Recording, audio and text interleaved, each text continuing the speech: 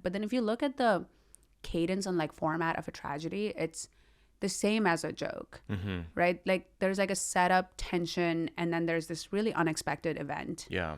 And that is the cadence of a joke. And so like in Edinburgh, I was trying out this thing where it's like, when you look at like Oedipus Rex, you know, it's like a really funny story if you just change like the theme song, right? Because like he gets this oracle and then the oracle's like, you're gonna kill your dad and fuck your mom. And he's like, oh my God, I really don't want to do that. I'm just gonna like go out and do other stuff. And then that whole quest ends with him killing his dad and fucking his mom. And that's so funny. Yeah. And, great payoff. And you know it's funny because that's every episode of That's So Raven.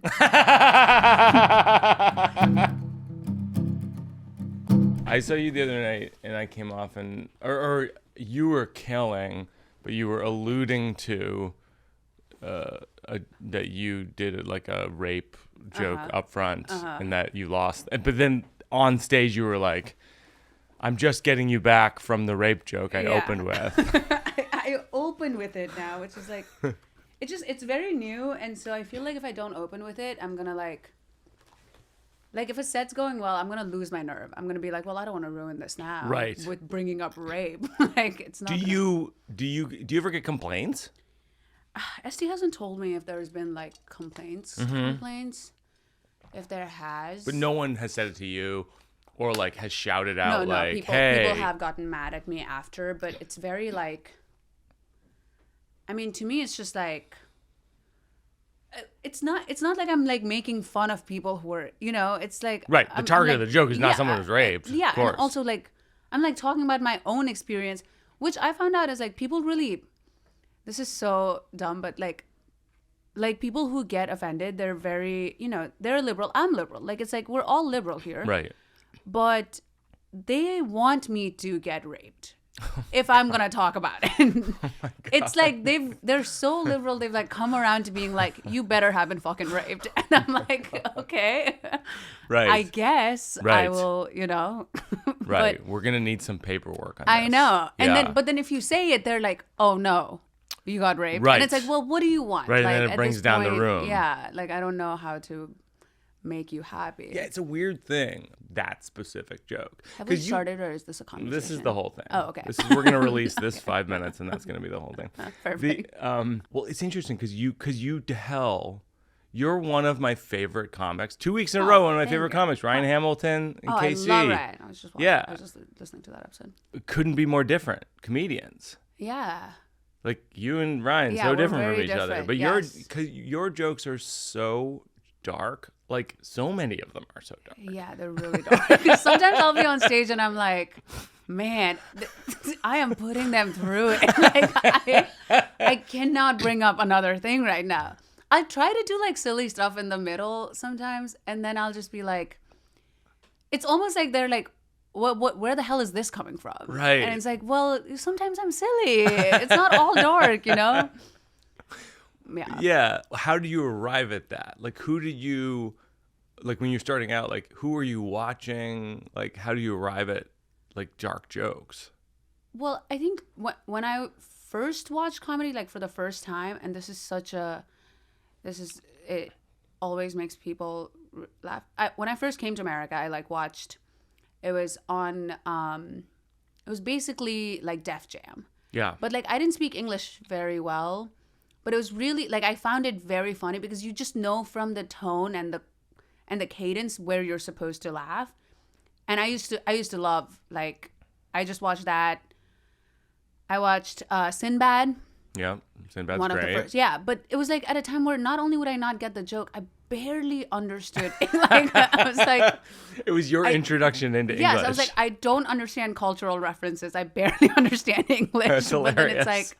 killing, you know, it's like an earthquake, like killing.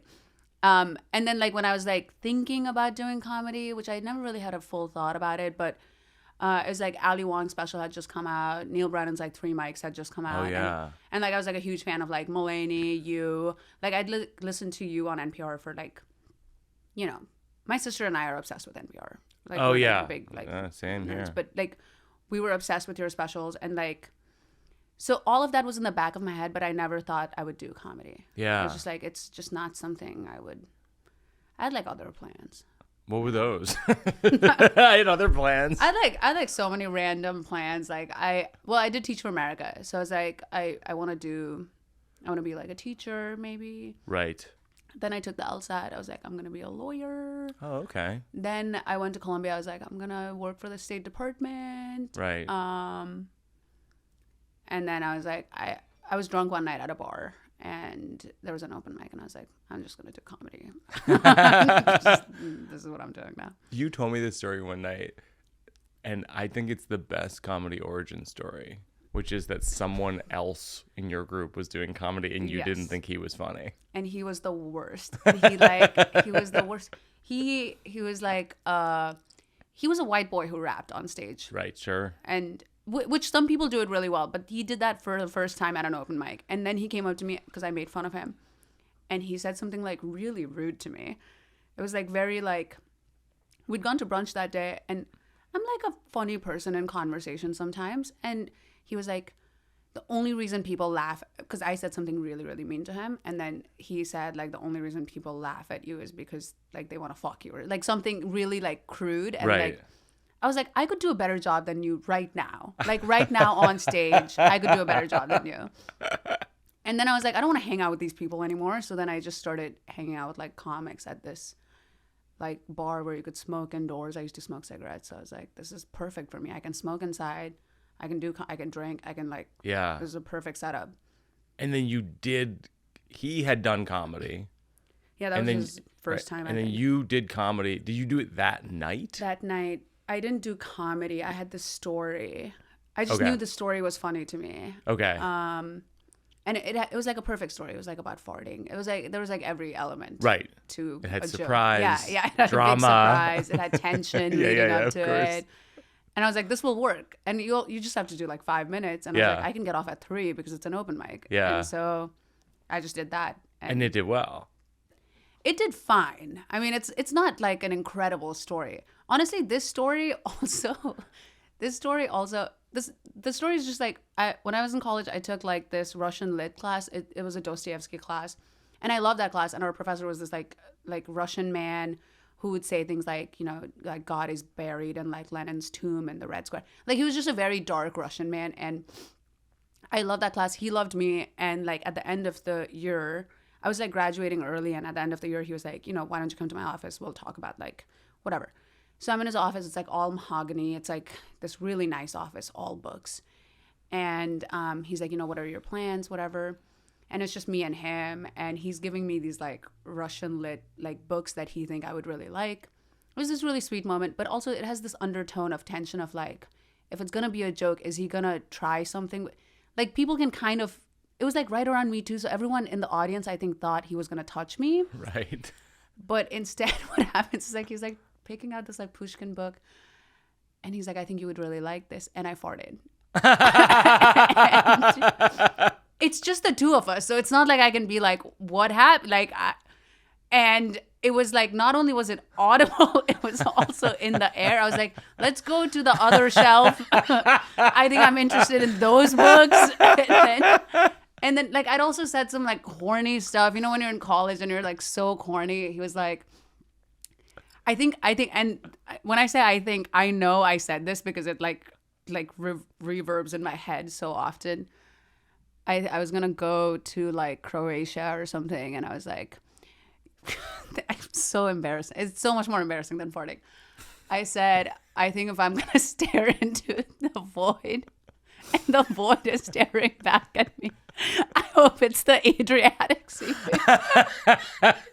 And I farted and it was just horrific. Oh my God. Anyways, he wrote my recommendation to Fulbright like the year after. I was like, hey, can we meet up? Oh, that's the other thing. You got a Fulbright, right? God, yeah. Jesus Christ. What a weird. I know. I really thought. But also, like, what other comedian has a Fulbright scholarship? Life. Yeah, what a weird life. I mean, I clearly thought I was going to do something else. like life story is so unique, but I'm reluctant to ask you about it because I literally talked to you about it like 3 times at the Comedy Cellar where you're like, it's so annoying when people ask me about this. Well, like, it's not that it's annoying when people ask me. It's that when people like really assume, Yes. like a lot of people really assume the craziest things about it and like infer that like I did the Fringe this year, and this is like kind of random, but it's like before my show there was like a trigger warning they would send out in an email being like, this show will talk about war and rape, which sounds like I got raped in a war. Right. And I'm like, well, that's not what happened. But if you were getting that email, you would be like... And also, spoiler alert. Yeah. Yeah. Also, why would you put... I was like... You mean my big closer? Yeah, I got raped in a war zone closer. I was like, those are 2 separate stories. But when you put it like that... It sounds... Also, what kind of email is that you get before you go to a comedy show? What? Awful. One of my friends sent also, me a screenshot of it. I was like... And also, like, without your permission, probably. Yeah, Which is like... its own type of rape. We'll take this out. We have to make this out. That's what I say to crowds. I'll be like, I know you guys don't want to talk about rape, but we're going to do it anyways because that's how rape works. And sometimes it like breaks the tension, and sometimes they're like, we hate you. Yeah, we hate you. Yeah. We're done. No. Yeah. No. No. No. A whole room of VU saying no. Oh my God. So you have trigger warning. That's wild though. Who put the trigger warning on it? Like probably the venue. Yeah, the venue or the promoter. Yeah. Or like the I'm really not sure. I was production company. It's fine. You know, you can give them a trigger warning. Like. So how would you I'm gonna find them. I'm gonna say it to them personally. But do they do that when you go to an Anthony Jeselnik or a Jimmy Carr show, right? Like, I feel like that, I don't know. Yeah. I doubt it. Yeah. I think, like, well, like, I don't know. I don't know if it's, like, the way, like, Jeselnik says his jokes are, they're very much, like, not in reality. Right. And the way I say my jokes are, like, they're all kind of things that happened. Right. And then here's a joke about it or right. whatever. Right. So maybe that's why. Yeah.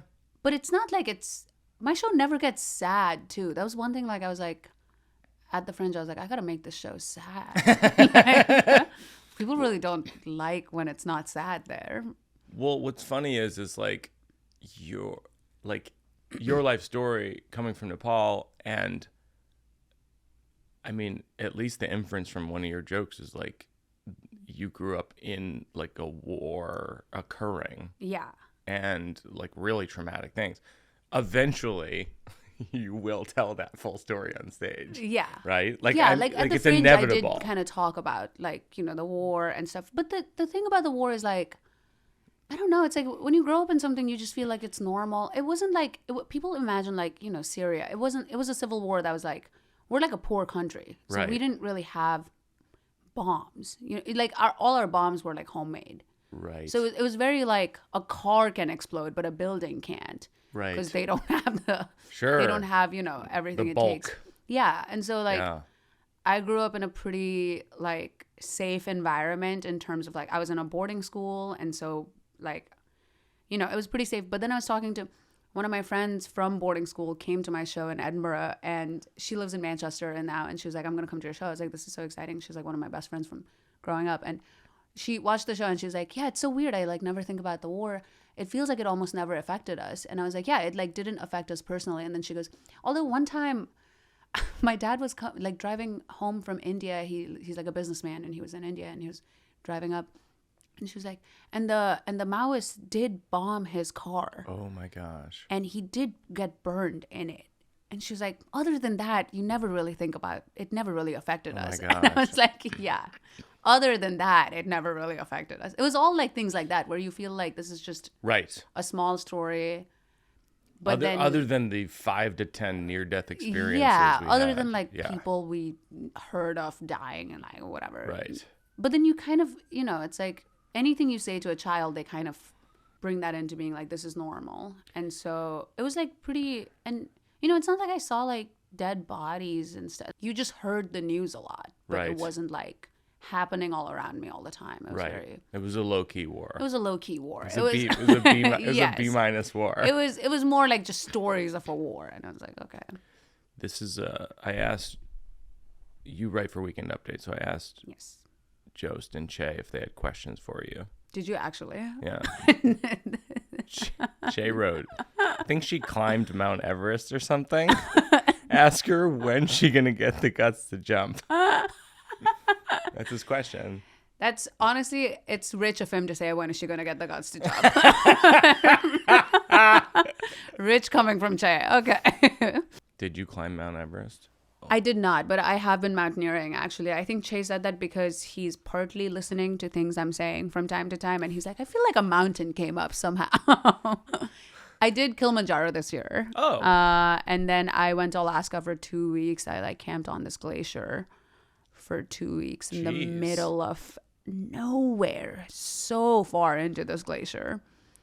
Wow. Storm so you have every like night. An adventurous yeah, streak. I love the mountains. That's really cool. I really love the mountains. I really like being just as far away from like a crowd and a people. Like I love New York, but I love leaving New York, you know. And yeah, we were in this glacier. It was actually like insane. It was like there's like a blizzard every night. Yeah. So like the snow would accumulate to like 2 feet in an hour, and so you have to wake up every hour through the night to go dig yourself out of the snow, because Are like you if the fucking tent kidding me? because if the tent is like 4 foot tops, right? So like 2 foot, if it goes further, the tent's gonna collapse.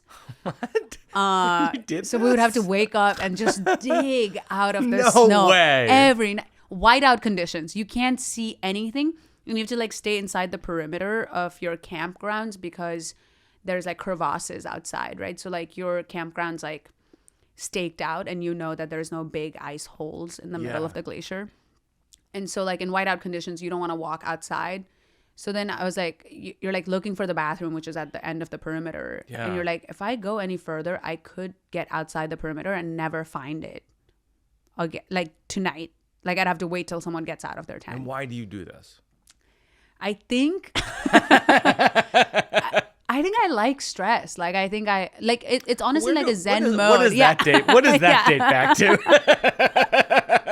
Literally, sometimes I'll be like, I'm so complex, and then I'm like, everything is just so simple. A to B. It's like you can trace something, Yes. like very specific so on to the being nose. like, now I go on the mountains. Yes. You know Joe says, if you were from Nepal, does that make you a Nepo baby?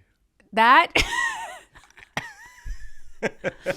Jost texted me that. It was like, do you ever say this on stage? I was like, that's funny. I was like, yeah, should I start my set with that and end my set with that? I'm going to do that. I'm opening for him next weekend. I'm going to do that on stage. I think it's worth trying. Yeah, I'm going to be like, Jost wrote this joke for me.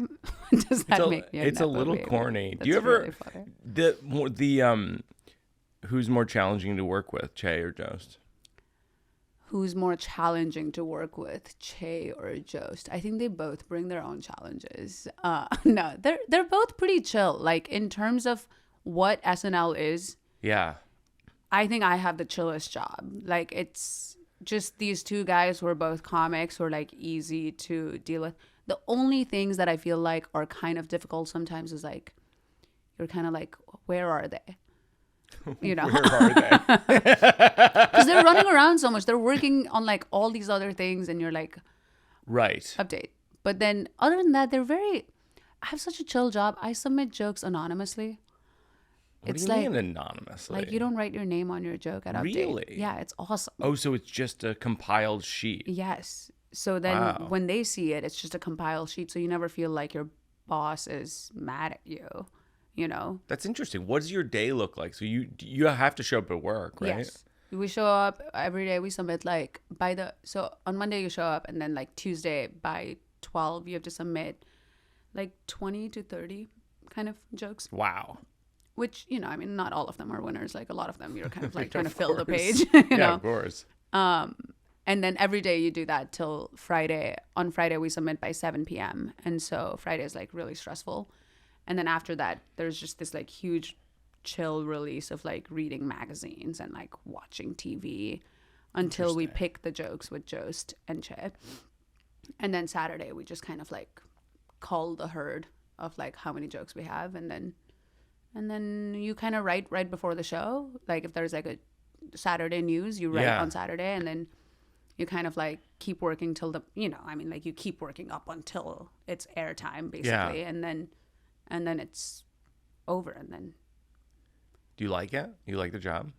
I love my job. I think like Update, low key, like the best way to be in SNL. It seems like it. It's such a like, and everyone is so nice. It's like our team is so great. Yeah. They are like, it's like Pete, Megan, Josh, and it used to be like Rosebud last year. It was just like, it's such a fun environment. Yeah. And they're all so smart and they're so funny. So like most of the day you're writing your jokes alone. You're never really like talking about what you're gonna write. Yeah. But all day you're just reading the news, talking about shit with like the smartest people. Yeah. And coming up with like ideas about the news and like about and then you're just kind of like shooting the shit, and then, that's your whole day. It's like most of the day is chatting. That's so cool.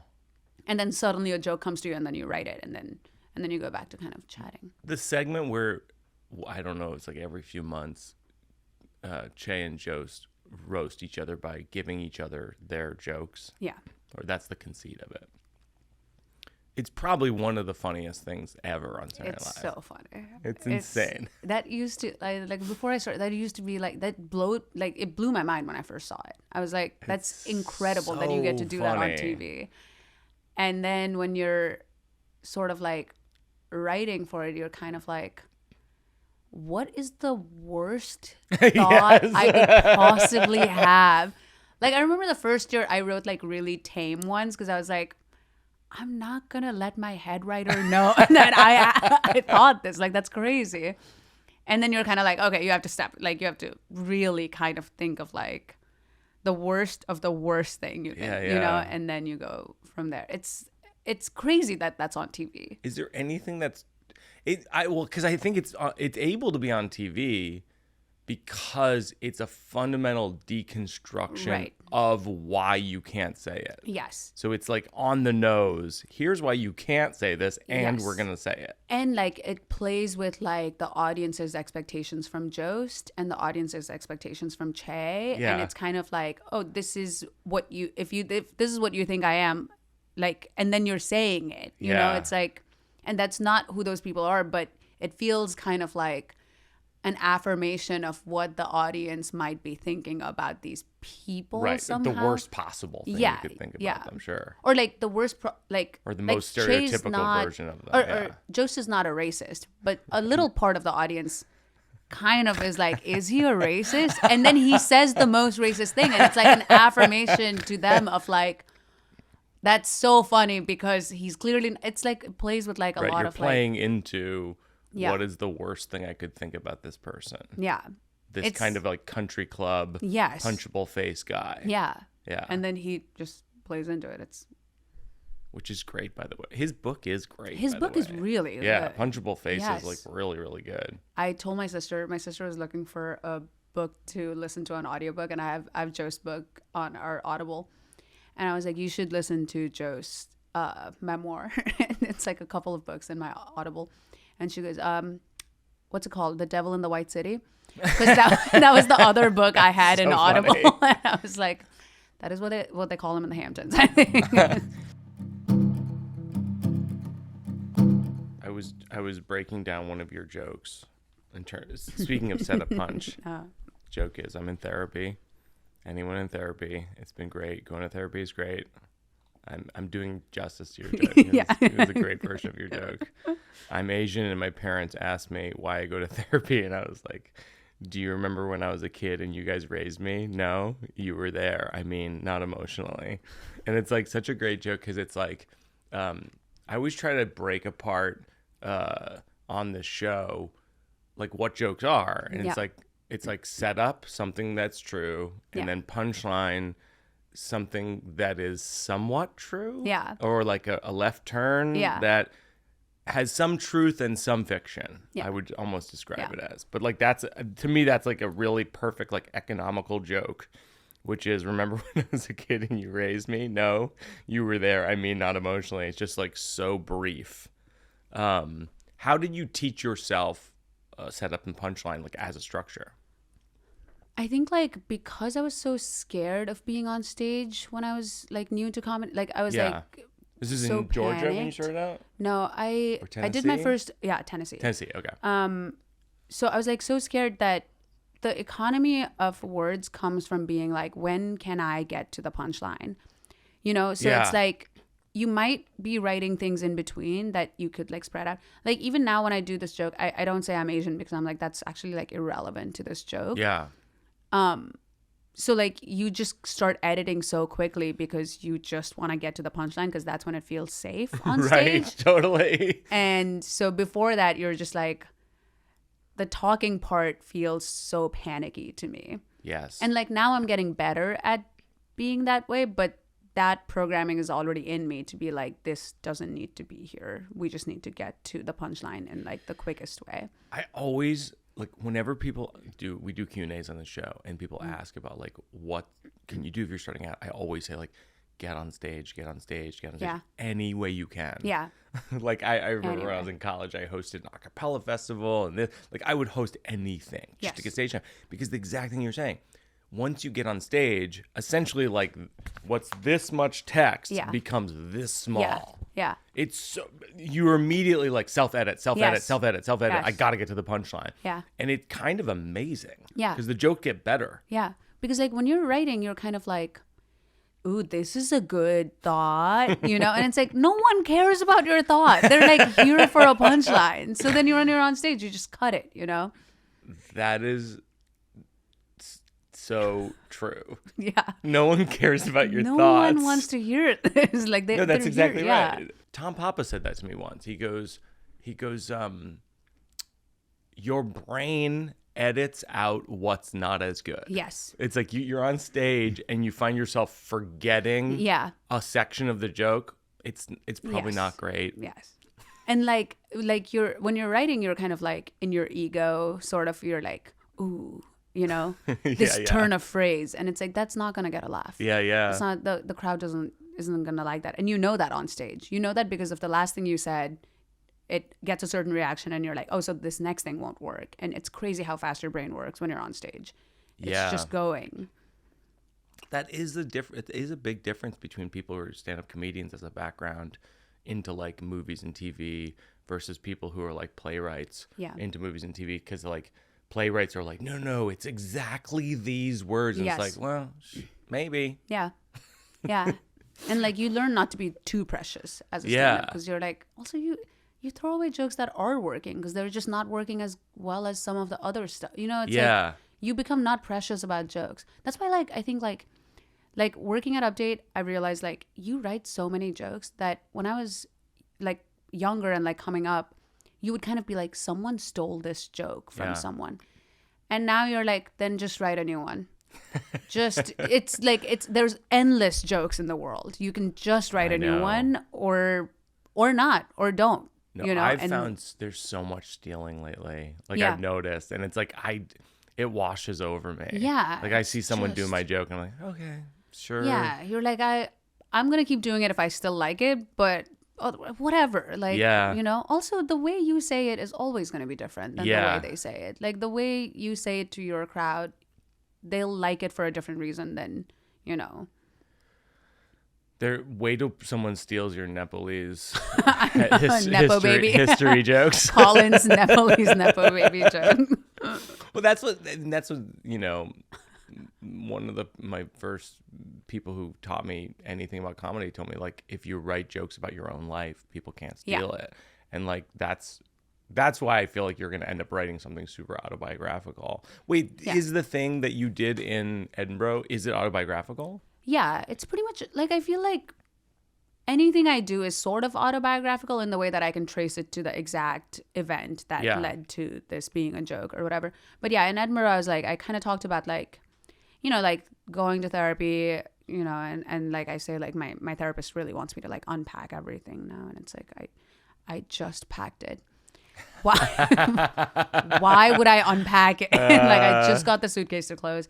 But then it's like, then I talk about like, you know, Civil War growing up, whatever. And then now being in like America, then there's like a section on dating or whatever. And then you bring it back. I think like the main thing I learned while I was at Edinburgh is like, I've really been trying to make this work for a long time, but there's just nowhere in New York, especially, where you can kind of try something like this out in a 15-minute set. Yeah. Where it's like, I really do think like people look at tragedy and they're like, this is so sad. But then if you look at the cadence and like format of a tragedy, it's the same as a joke, right? Like there's like a setup, tension, and then there's this really unexpected event. Yeah. And that is the cadence of a joke. And so like in Edinburgh, I was trying out this thing where it's like, when you look at like Oedipus Rex, you know, it's like a really funny story if you just changed like the theme song, right? Because like he gets this oracle, and then the oracle's like, you're gonna kill your dad and fuck your mom, and he's like, oh my god, I really don't want to do that. I'm just gonna like go out and do other stuff. And then that whole quest ends with him killing his dad and fucking his mom, and that's so funny. Yeah. And great payoff. And you know it's funny because that's every episode of That's So Raven. That's what happens. Like Raven like sees the future. She's like, I'm gonna avoid this future. And then she goes on a quest and like fucks her mom, you know, That's whatever. So funny. Yeah. No, it's weird. It's like that has, I feel like that's been like a very sort of like, I don't know, even like a guiding principle in my comedy and in my life, which is like, there always will be pain. Yeah. Like, yeah. Pain is inevitable. Yeah. It's just and a matter of like, it's kind of funny every time. Totally. Like there's something like really like funny about a shocking, like a joke is kind of like a shock in a way. You know, it's like, I didn't see that coming. Yeah. You know, and that's like what a car accident, that's like what like anything is like, you didn't see it coming, and that's why it's so sad to you. But well, that's like my joke. I think you saw, we were watching each other's sets the other night at the club. It was like, but I have this joke where I'm like, a few weeks ago, my wife said to me, like, sometimes I feel like you're not happy. And I was like, right. Like I was so never happy. When we met, I wasn't happy. I thought that's what you were into. Yeah. I thought like, I'm unhappy, but I'm hilarious about it. Yeah. But it's like precisely that. Yes. Is like, is I think that's, I mean, look, it's like, maybe I'm overstating it, but it's like, I think that's kind of the comedian's job. It's like, take something that's painful, which everything is painful. Yeah. Everyone's life is painful. Like, just a sad, but it's like, that's why I also get really upset when like people are like, and not to go back to rape, but that's why I'm really like upset when people are like, don't talk about this. It's like, who are you to be like, whatever happens in your life, I don't want to hear about it because it brings up something. It's like, I read this thing on Reddit a long time ago.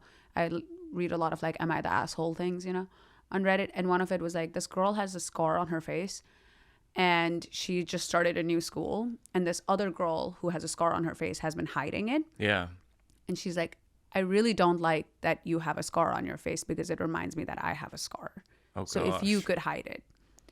And I was like, well, this is like a ridiculous scenario probably made up on Reddit. But also I was like, that is what all of this is, right? Like, you're like, don't talk about rape because it reminds me of something. And it's like, well, it reminds me of something too. And that's why I'm talking about it. Okay. Right. Like, I didn't just, it's like, no one would say that. Everyone's like upset if you talk about something really dark because they think, because you are making a joke about it, but they think you're laughing at it. And it's like, well, this is like a form of self-expression that like, if I'd made it into a painting, you would suddenly be like, look at this beautiful piece of art someone made from trauma. You'd be like, oh, it's incredible. Right. Like trauma into art is like really admirable if it's a specific kind of art you like. But if you do a joke about it, it's suddenly like, well, you're making light of it. And it's like, yeah, but that is how I express things, Right. That's like, my writing is just that. So I just think, that it's like the devaluation of stand-up comedy as a non-art form. Yeah. That's Which, part of it. On the record, I do think it should be devalued. I respect that take. Yes. I get it, but also I'm like, not when I'm on stage. Like later. Not for me. Yeah, not for me. Not for me, but for others. But in general, yes. But yeah, it's awesome. I mean, you, like, this is like the working it out drinking game that I'm forcing people to drink now. But if you did a solo show, it would be one of the greatest solo shows of all time. I'm sorry, because you have great stories. You have great stories, and you're a great storyteller. And it's just like, what are you doing? I know. I don't know. I get so scared to tell a story on stage. I really feel like I gotta get to the thing. Yeah, I gotta get that's to gonna make people laugh and relax. And which I do think with Edinburgh, I'm a little bit more like, okay, I could tell a story. You know. So you did tell stories in Edinburgh, and what was the show called again? Detachment Style. Detachment Style. Yeah, which is like just kind of about like how, you know, like whatever happens, and I don't have a lot of feelings about these things. I'm just kind of like, I'm doing fine. You know? Yeah, I've put myself in like stressful situations a lot. That's why I think this job is so great for me. Like, I think SNL is such a great job for me. I love like a little bit of stress in my life. Right. You like it to be sometimes toxic. Yes, I love a little. It's like, I always think like if my parents had given me all the approval I needed in my life, I would not thrive at SNL. Like, I would not be having a good time. But I think like coming from like, you know, earn your place is, I'm kind of like, oh, okay. I feel the same way. Yeah. It's not a popular current take, but I do feel like that's sort of, that's how I was raised, and it's worked out in some ways. I know, and it's like, if it didn't work out, then I would like try to fix it a lot more. But like, you know, it's kind of like I like who I am. Yeah. You know, like, hot take, no one likes who they are anymore, but like, I like who I am, and like, I feel like a little bit of that is like, my dad never said I'm proud of you. You know, so it's like, that's good. Is your dad still with us? Mm-hmm. Does he now? Oh no. My God. Does he like your jokes? My parents don't really watch my comedy. My parents. Oh my God, this is what you and I have completely in common. Same, like 100% the same. My parents do not watch my comedy. I think they're like, you know, like abstractly proud of me. They're proud that I'm doing what I want to do, and I've made a living out of it, and that's like cool to them. Mm-hmm. But yeah, no, my parents are. They're like, you know, I love them. They've been really sweet to me. Whatever. But at the end of my Edinburgh show, I'd be like, you know, a lot of people will like, because I'm not talking shit about my dad. I think he is who he is. And like, we're just, I love him, but, you know, I think we're just kind of like, you know, different people. Yeah.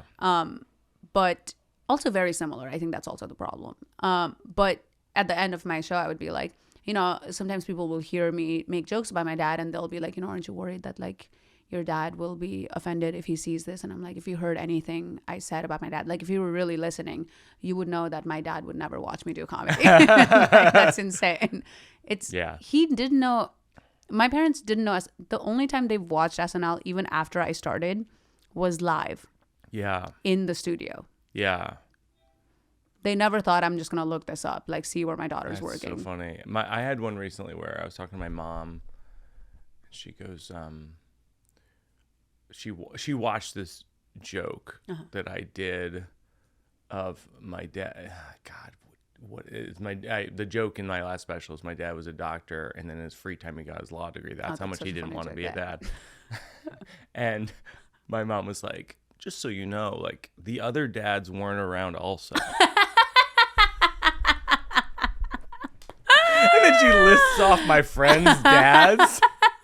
Like, Mr. Blah, blah, blah, he wasn't around either, and he'd be gone for weeks at a time. Okay, I know, doesn't make it better. Yeah. And then she goes, my parents were around less than your parents. Yes. I go, I know in the 40s, parents weren't around a lot. Like, that's such a parent response. Like I wonder if that's just something that happens to your brain when your kid is talking back to, like, it's immediately like dispersing blame. Yes. It's like, yeah, I'm not a good parent, but no one else is. It's well, how does that help me, though? No one's a good parent. Yeah.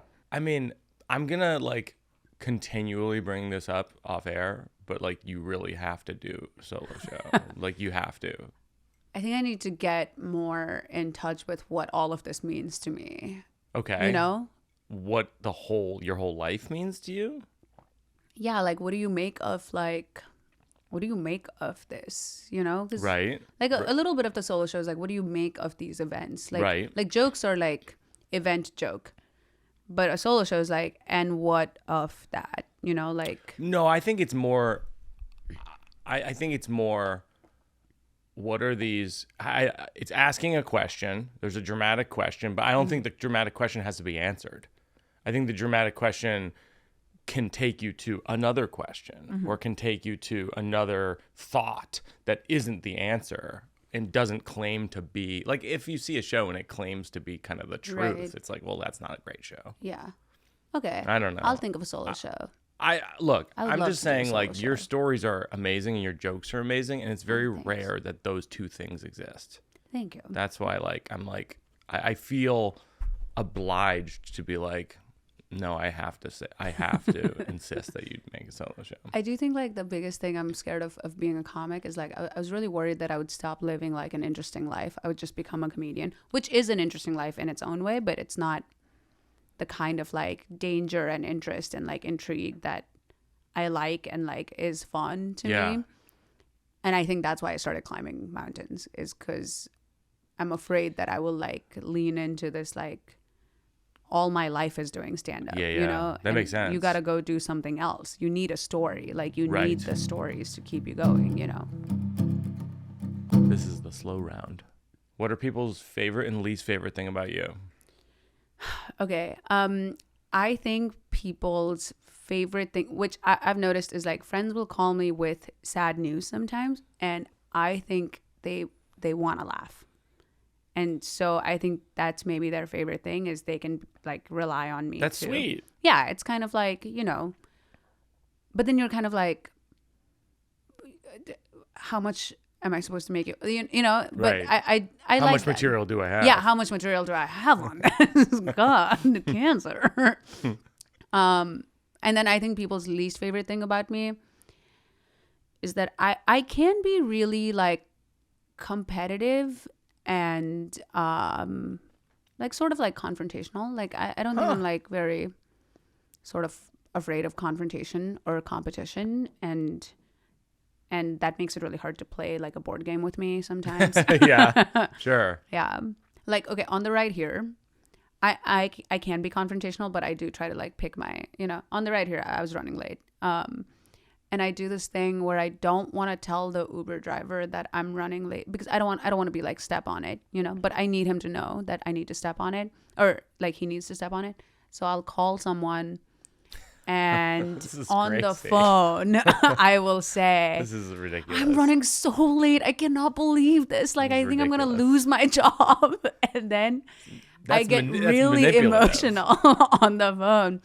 What do you think that's connected to your childhood? Oh, like totally. I mean, it's, my parents wouldn't let me do a lot of like things that I wanted. So like the best way to get what you want out of them is to like present the story that Right. they are sympathetic to, without being like, you have, like, everything can't be a fight. Right. Some things have to be like, here's a story you might like, Yes. you know, Yes. and then there's sympathy. Wow. Propaganda. Yeah. Propaganda. Yeah. Really. Yeah. You're spreading a story. Yeah, that pathos. You're it using just so pathos. happens I'm thinking about this other thing. Yeah. And then they're like, oh, that could be a good, you know. Yeah. You let them think they came to it on their own. You let them think they're being a good guy. The Uber driver now thinks he's being a good guy by taking me somewhere faster. Yeah. Right? Because he just saw a girl in distress. Yeah. And now he's helping. He's a hero. Versus if I was like, step on it, he'd be like, this bitch, you know? Right. So, yeah. Who are you jealous of? Who am I jealous of? I'm really jealous of people who are very adjusted. Mm-hmm.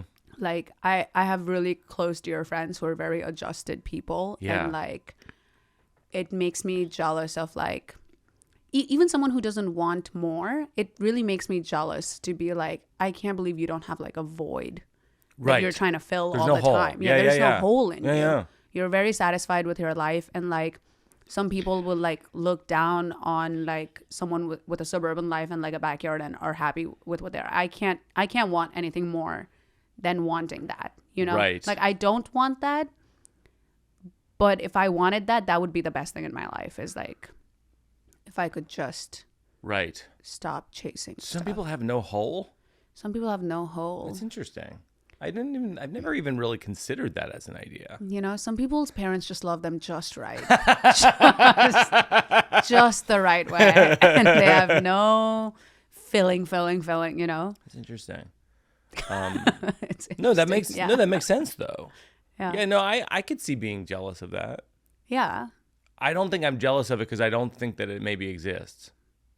I feel like I see it. Like I like see it in people, and I'm like, you're like just, you know. You're just balanced out. Yeah, and they do want things, right? Like they want like a happy, healthy child. They Yeah. want like a family, and it's like those are things. If you work on it, you can really. Those are achievable things. You're not looking for like an external Right. validation. You just want to be good, and if you want to be good, you can be good.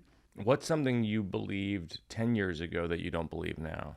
Well, I think 10 years ago I was very sure of myself. Like Yeah. I was very like, this is what I want, and this is what I like, and now I don't know any, like I'll go shopping and I just feel so lost. I'm like, who am I? Like every time I'm shopping, I'm like, you see a shirt, you're like, is this who I am? Like in my core, is this top gonna describe who I am? You know? And like, Yeah. it's like paralysis. Then I have to call someone. I have to call my sister and be like, do you think this top feels like me? Yeah. And then now I'm looking at someone else to tell me who I am so that I can finally feel like, well, she confirmed it, you know? Yes. But 10 years ago, I like feel like I knew.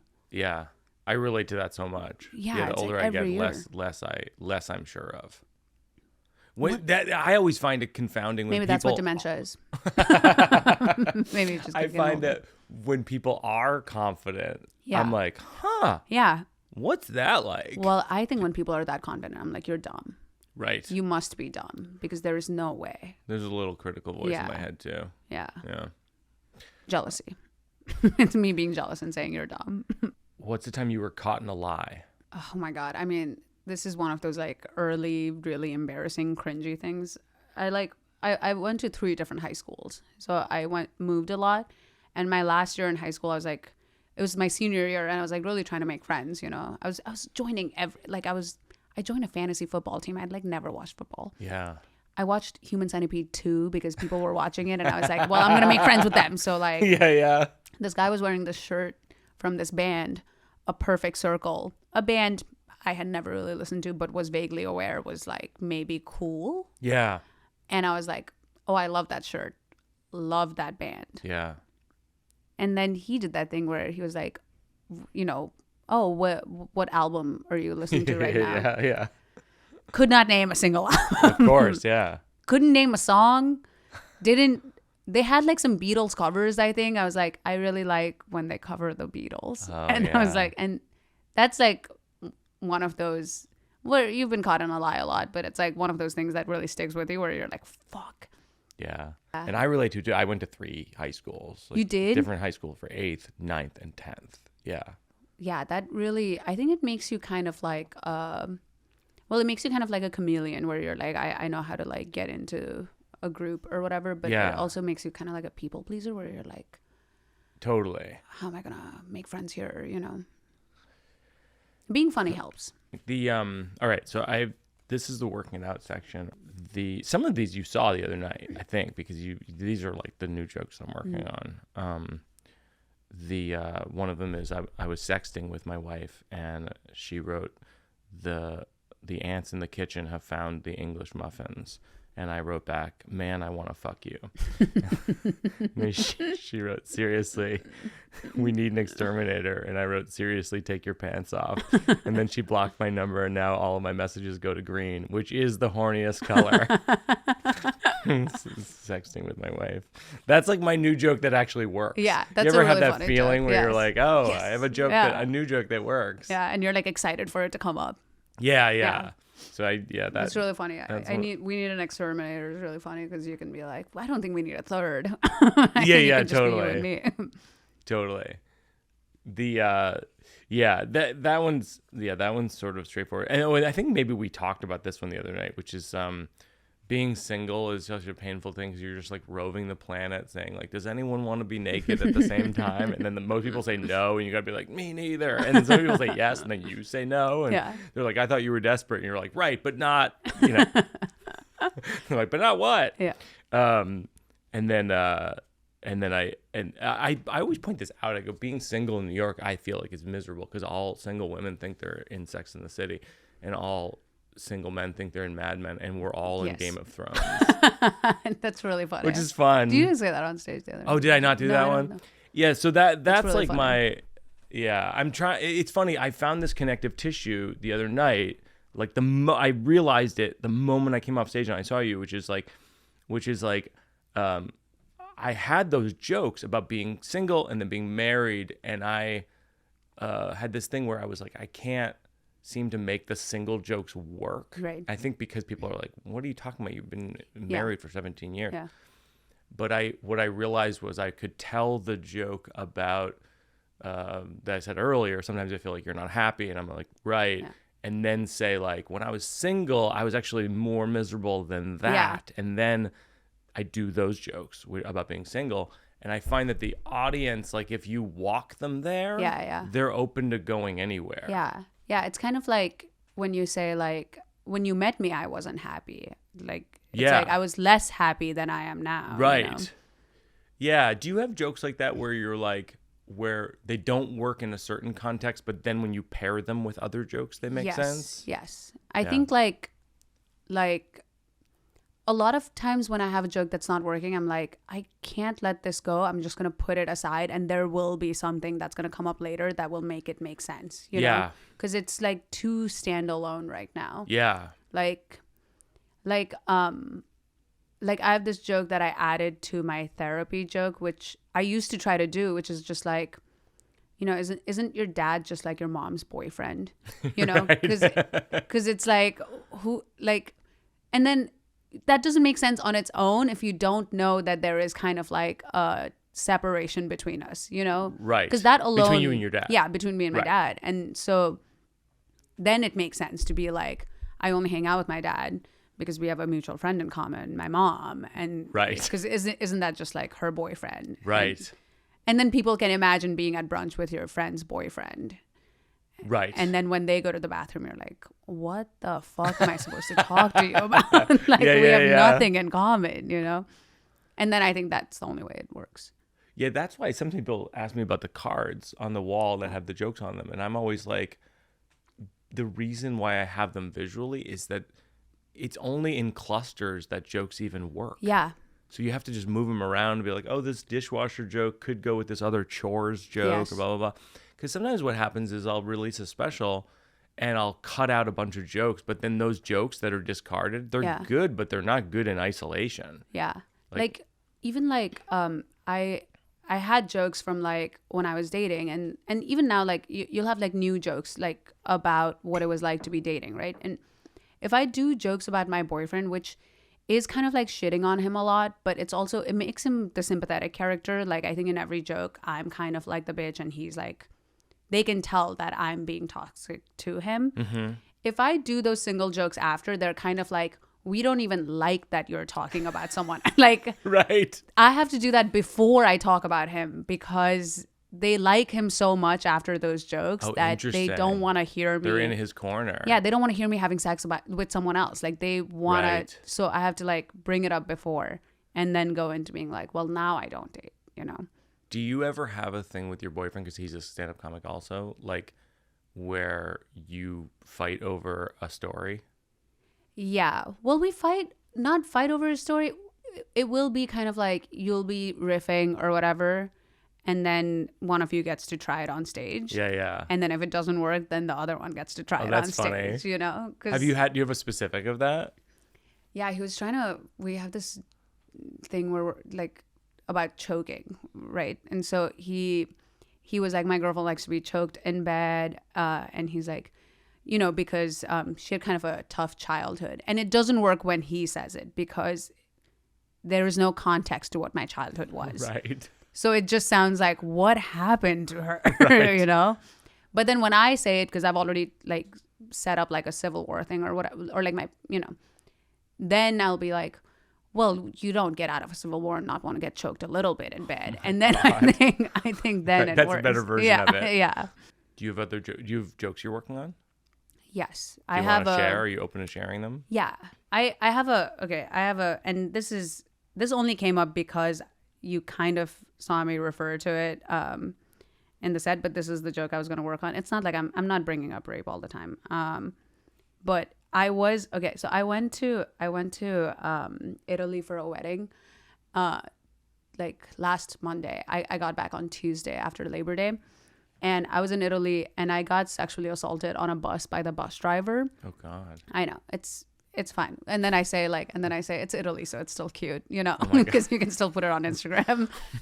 But Jesus. But it was like I got assaulted, and then I've started putting it like before like a Me Too joke I have, because the bus driver assaulted me, but he was like Italian, so it was really hard to take it seriously because he's like, I'm gonna rape you. Oh and you're like, Jesus. Not with that goofy accent. Oh my God. I don't. And then like the next day I called my sister and I was like, I think I got molested on a bus. And she was like, you got assaulted. You're way too old to be molested. Oh my God. And I was like, okay. That is maybe the most hurtful part of this whole thing. Is hearing that I've been aged out of getting molested. Oh my God. And then I have this where this is not a dig. You know, because everyone gets really tense when you talk about sexual assault. And I'm like, but it's like, who hasn't? Like 1 in 5 women in America have been sexually assaulted, which, like, to put that in perspective, getting sexually assaulted for women is the same as starting a podcast for men. It's an epidemic. Men have to stop. They have to stop podcasting, one, and then the assaults. Does that part work? That part, when it works really well. And when it doesn't work, people are like, I don't know anyone who started a podcast. Like, so I don't know if it's more like a comic thing. I think like you're saying like that it's tricky to open with that piece. Yeah. I actually think that the part that's tricky is that it's so recent. Yeah.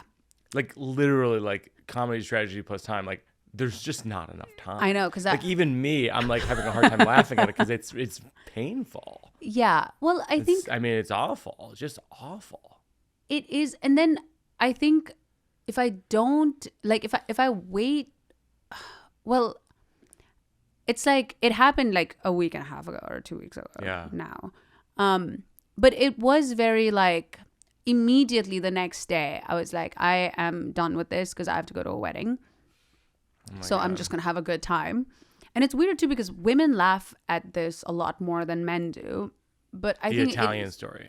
Yeah, because I think it is kind of like the thing I'm saying, which is like 1 in 5 women have experienced this. So like we're not all walking around being like, I'm traumatized. I can never, live my regular life. Everyone's like understands how you compartmentalize that and go on with your life when you're a woman. And I think men are more like shocked by it because that experience to them is like when they're a good person, it's very harrowing, you know? And so you're kind of like trying to make the men feel better in a weird way. Right. In the audience to be like, it's okay. Like we've all been there. Right.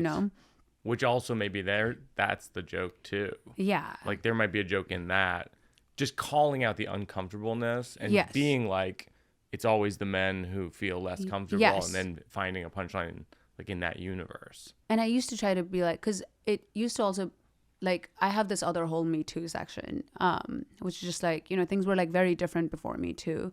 Like I remember when I was in school, they took all the girls to a different classroom and they told us that if you're ever getting attacked, don't yell rape.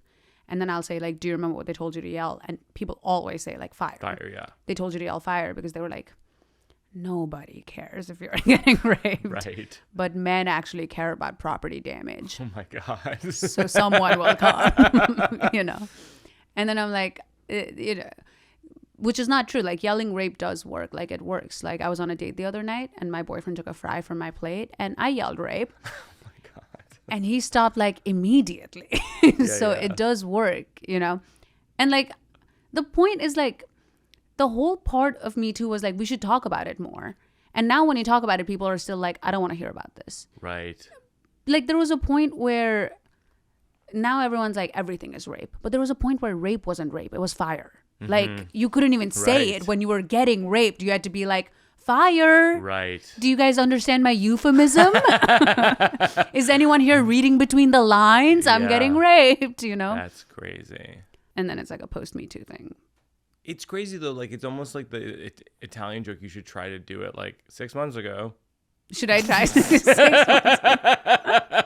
That's when they're like, she's processed this. Years ago. Yeah. Okay. No, I swear to God, the week and a half ago thing is like, I'm concerned. And Right, I know you're telling jokes. Yeah. And I'm a fan. Of sexual assault. I love assault. Now your Colining name. No, but the week and a half thing is shocking. Like I always had that with the sleepwalking story when I jumped through the window. It was like, as long as people could see when I'm telling the story that I'm okay, they're good with it. But like, the recency, like literally, like I think it was like a few weeks after it happened, I started talking about it on stage, and it is like people being like, "Whoa." Yeah. People are very. I hate that everything. Even when you tell someone like, you know, whatever, like my childhood was like this, it's immediately like, oh no. Right. And you're like, oh, okay. I also think the audiences don't, especially in a short set. Audiences don't know what they're okay. They're like allowed to laugh at. Yes. So I think that there's definitely that thing kind of like, wait, are we allowed to laugh at, are we supposed to laugh at that part or that part? Because I don't want to be the person laughing at that part. Yeah, if I don't want to be the wrong laugher. Yeah. I think like I starting with it because I was like, don't get comfortable with me as a different version. Yeah. Like, get comfortable with this darkness, and then if you guys are good, we'll get through this, and then, you know. Yeah. They do, like, I will say it's almost over. Like, we're almost done with the rape part. It's almost over. Yeah.